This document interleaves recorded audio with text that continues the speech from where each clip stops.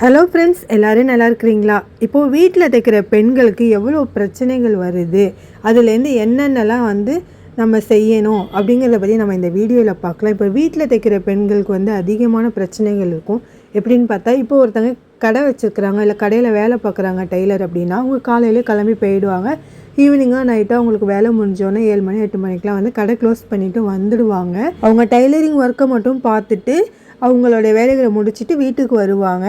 ஆனால் வீட்டில் வேலை செய்கிற பெண்கள் 3 வேளை சமையல் செஞ்சுக்கிட்டு, குழந்தைங்க இருந்தால் குழந்தைங்கள ஸ்கூலுக்கு அனுப்பிச்சி அவங்களையும் பார்த்துக்கிட்டு, வீட்டில் உள்ளவங்களுக்கு என்ன தேவைகளோ அதையும் செஞ்சுக்கிட்டு, துணி துவைக்கணும், பாத்திரம் கழுவணும், இப்படி நிறைய எல்லா வேலைகளையும் செஞ்சுக்கிட்டு துணியும் தைக்கிறாங்க. அவங்களுக்கு அதிக ரிஸ்க் இருக்குது கடை வச்சுருக்கிறவங்கள விட.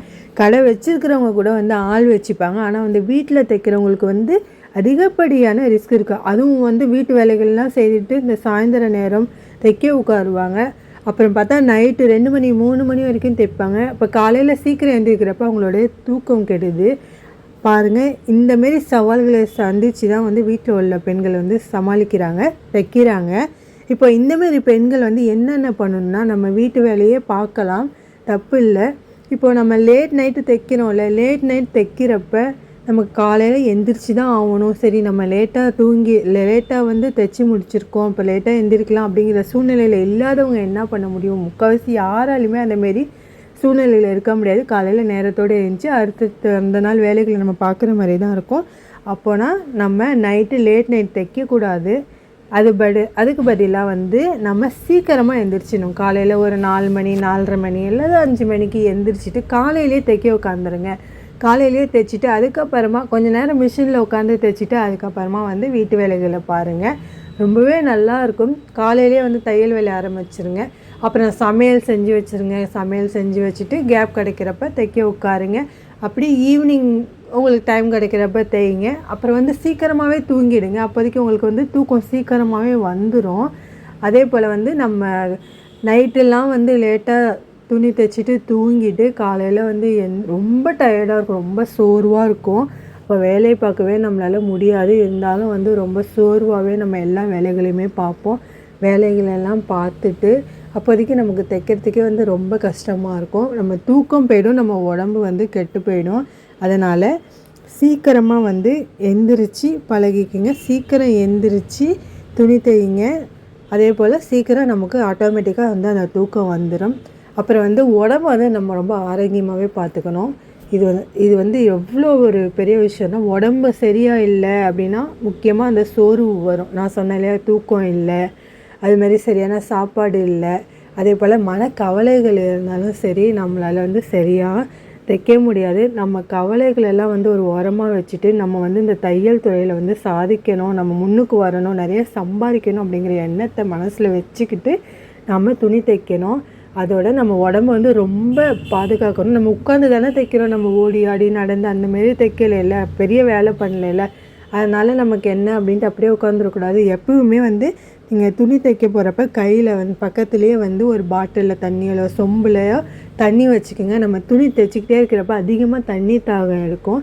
நம்ம எந்திரிச்சு போய் குடிக்கணுமே அப்படின்ட்டு அலுப்புப்பட்டுக்கிட்டு நிறைய பேர் அப்படி தான் சும்மா எந்திரிச்சா தையல் அப்புறம் வேறு வேலைகளை பார்த்துக்கிட்டே வர மாதிரி இருக்கும். அப்போ அந்த டைம் மிஸ் ஆகிடும் அப்படின்ட்டு எந்திரிக்க மாட்டாங்க.